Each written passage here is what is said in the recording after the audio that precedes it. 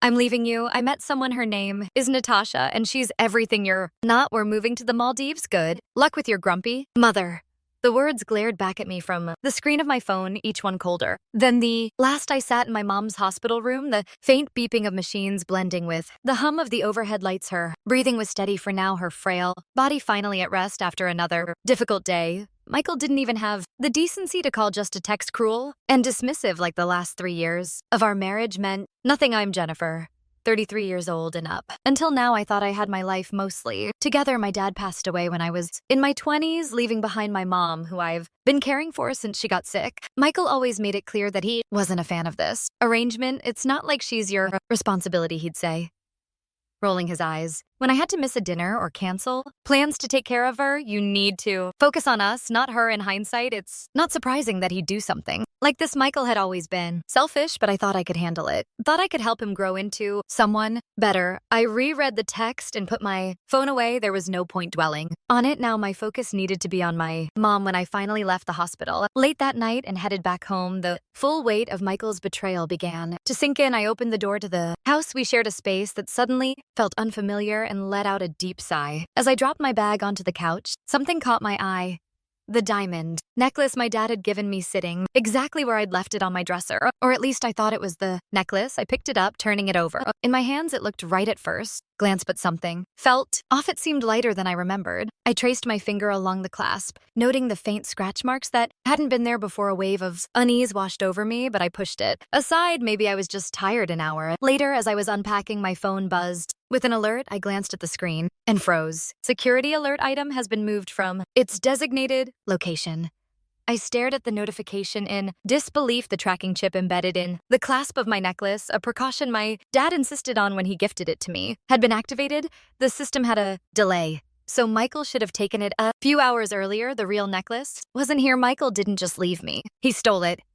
My hands tightened around the fake as I sat down, my mind racing. Michael thought he could betray me and run away with his mistress. He had no idea who he was dealing with. The realization hit me like a wave. Michael hadn't just walked out on me. He'd taken the most precious thing I owned, sitting on the couch with the fake necklace in my hands. My mind raced through every possibility. When had he done it? How long had he been planning this? The thought of him sneaking into our bedroom, replacing the necklace with a cheap for made my stomach churn. The diamond necklace wasn't just jewelry. It was my dad's final gift to me, a symbol of his love and pride. Losing him had been the hardest thing I'd ever faced, and this necklace was one of the few tangible pieces of him I had left. Michael knew that he knew what it meant to me, and he still took it. I opened the tracking app, tied to the security chip embedded in the real necklace, the blinking dot on the map told me exactly where it had been taken. A pawn shop 3 miles away. My jaw tightened as the anger began to build. How dare he? The realization settled deeper into my bones. Michael had been planning this for a while. His abrupt text message, the way he didn't even try to justify his actions, it was all part of his escape plan. But the question remained why. I called the pawn shop, forcing my voice to stay calm. Hi, I'm calling about a diamond necklace that may have been brought into your shop recently. It has a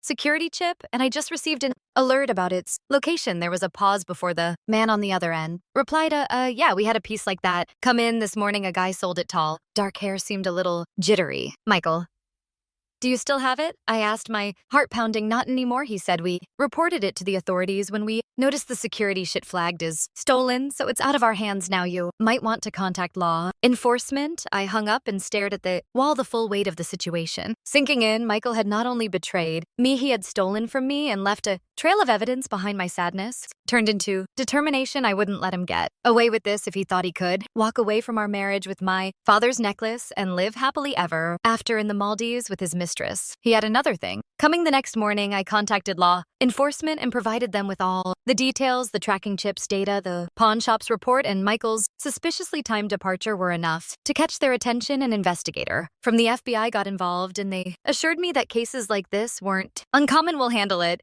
the agent said firmly. A high-value item like this won't just disappear. Hearing those words gave me a sense of relief, but only a little. The diamond necklace wasn't just a high-value item. It was irreplaceable. As the hours passed, I pieced together the puzzle. Michael's betrayal wasn't just a spur-of-the-moment decision. The fake necklace, the sudden text, and the pawn shop visit all pointed to a carefully planned scheme. Scrolled through his social media, a habit I developed to track his erratic behavior over the years, that's when I found it a photo posted just a few hours. Earlier, Michael was lounging on a pristine white sand, beach sunglasses on, a cocktail in hand sitting next to him. Grinning like she'd won the lottery was Natasha. She was everything he claimed I wasn't, young, carefree, and utterly clueless about the mess he'd left behind. The caption read, "Finally living the dream Maldives life new." Beginnings, my stomach churned, but not. With sadness, anger bubbled to the surface, sharp and unrelenting. He thought he was untouchable. He thought I'd sit here broken and powerless while he lived out his fantasy, but Michael didn't know me as well as he thought. I spent the rest of the day gathering every piece of evidence I could find: bank statements, messages, even receipts from the pawn shop that the investigator forwarded to me. Each document painted a picture of a man desperate to escape his failures, willing to betray the person who had supported him through every stumble. That evening, the investigator called with an update. "We've traced the funds he received from the pawn shop. It looks like he funneled the money into an offshore account before leaving for the Maldives. We're coordinating with local authorities there to freeze the account and recover the necklace." A small smile tugged at the corners of my mouth. Michael had no idea that the fantasy he'd built for himself was already crumbling. I logged off my computer and sat back holding the fake necklace in my hands. The rage I'd felt earlier was still there, but it was tempered now with something else. Determination. Michael thought he'd won, but this was just the beginning. The next morning, I walked into the investigator's office with a folder full of documents. My hands trembled slightly, but I wasn't going to let nerves get the better of me.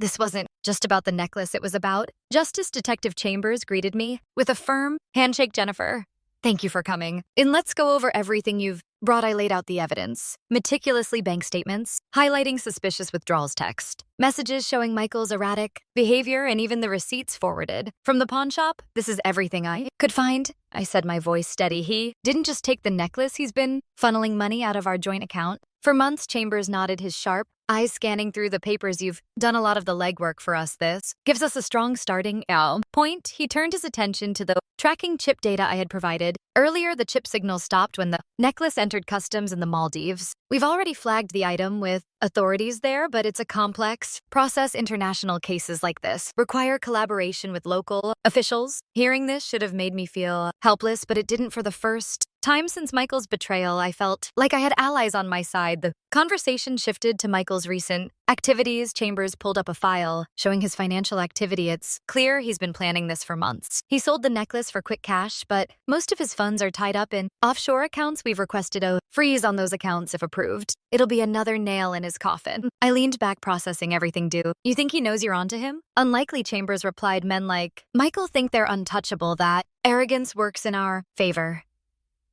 I left the office feeling a mix of emotions: relief, anger, and a growing sense of clarity. As much as Michael's actions had hurt me, they also forced me to see the truth about him. He wasn't just a selfish man, he was a calculated manipulator who thought he could walk all over me. I wasn't going to let him. That evening, I called my mom to check on her. Hearing her voice, frail but full of warmth, reminded me of why I was fighting so hard. She'd always been my rock, and now it was my turn to be strong for both of us. Before bed, I received a text from Chambers: "The case is moving forward. Stay strong, Jennifer. We'll get him." I slept soundly, no knowing justice was within reach. Michael's Instagram post became a daily ritual for me. Strange mix of masochism and motivation. Every picture was a reminder of his betrayal, but they also fueled my determination. One morning, I scrolled through his latest post, a selfie of him and Natasha lounging by an infinity pool. Her oversized sun hat shielded her smug grin, while Michael held up a glass of champagne. The caption read, "Living life without limits, Maldives paradise couple. Goals."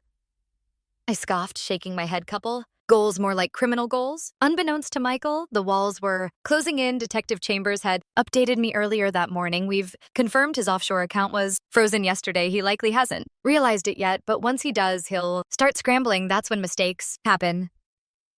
Chambers wasn't wrong. The next day, Michael posted a story featuring a shopping spree at a luxury boutique. Natasha paraded around in a designer dress, spinning for the camera, while Michael narrated anything for my queen. But the cracks were starting to show. I noticed his posts became less frequent and shorter, as if he were too preoccupied to craft his usual captions. Later that week, I received a call from Chambers.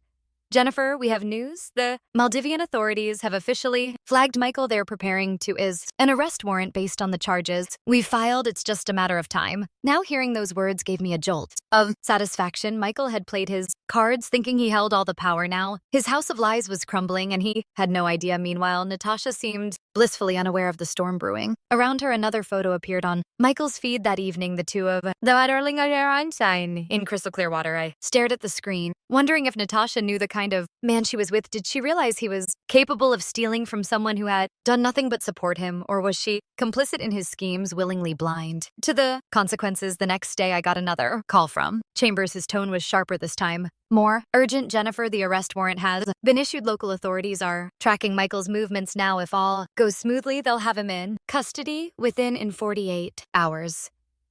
I hung up the phone and allowed myself a small smile.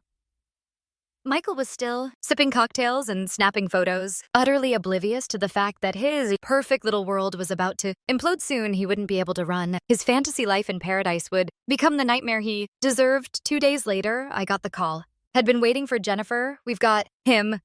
Detective Chambers said, his voice filled with quiet satisfaction. Michael was taken into custody this morning in the Maldives. Local authorities intercepted him at his resort. The rush of relief hit me so hard, I had to sit down. What happens now? I asked, barely able to contain the mix of emotions swirling inside me. The Maldivian authorities are holding him, pending extradition. Chambers explained he's also being charged locally for attempting to transport a flagged item across borders. Natasha was detained, but he hesitated. But from what we've heard, she's not sticking around. It seems she wasn't thrilled to learn Michael's luxurious lifestyle was built on fraud and theft.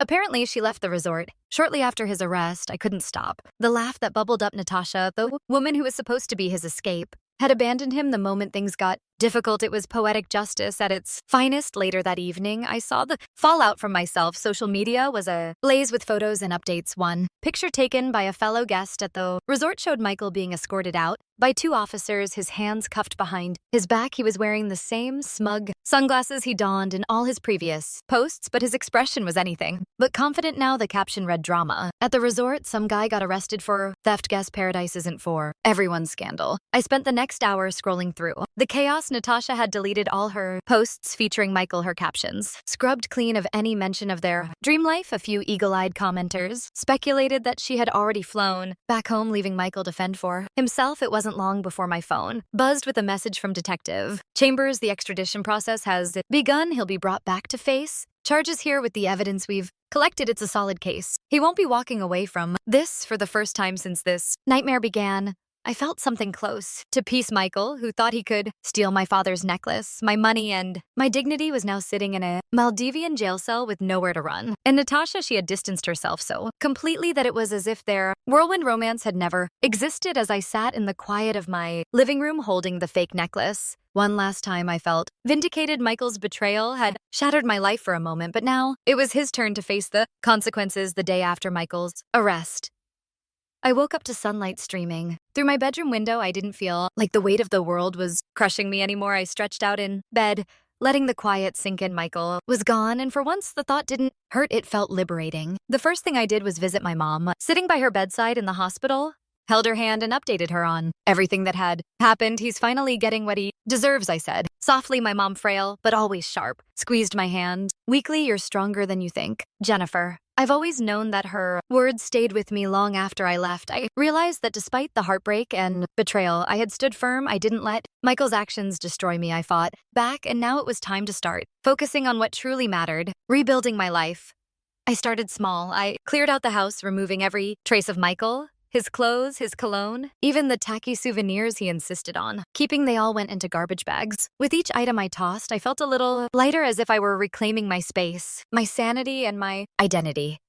I also spent more time with my mom, organizing her medical care and ensuring she had everything she needed. Her smile, though faint, reminded me of why I had fought so hard in the first place. The next step was my career. Michael had drained some of our finances, but I wasn't starting from zero. My savings, combined with the funds I managed to recover, gave me a foundation. I reached out to my former boss, a supporter woman named Ellen, who had always believed in me when I explained my situation. Ellen didn't hesitate. Come back whenever you're ready, she said. We've missed having you on the team. Her words were a lifeline. Within weeks, I was back at work diving into projects that reignited my passion. The familiar routines helped me regain a sense of stability, but this time I set clear boundaries, no more working late into the night to appease Michael. My time was mine and I wasn't giving it away again. I also reconnected with friends I had drifted away from during my marriage over coffee and long conversations. I realized how much I had missed these relationships. They reminded me of the person I had been before Michael.